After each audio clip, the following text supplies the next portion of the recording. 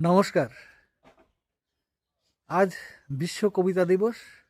এই দিবসে সকল কবি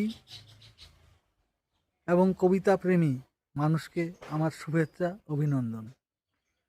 আমার আজকের লেখা একটি ছোট্ট কবিতা পাঠ করে শোনাচ্ছি। আজও আছে তাই, ঝড়ে আমার চাল উড়েছে, বেড়া গেছে পড়ে, নুন আনতে পান্তা ফুরায় আমার ভাঙা ঘরে।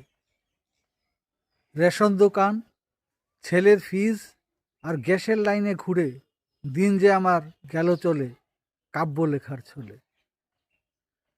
কাব্যে আমার জীবন ভরা সকাল বিকাল সন্ধে, চাঁদনি রাতে ঘুমিয়ে পড়ি বেলি ফুলের গন্ধে।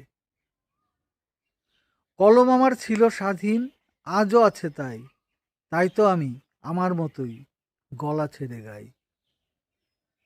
অনেক ধন্যবাদ, শুভেচ্ছা, অভিনন্দন এই কবিতা দিবসে।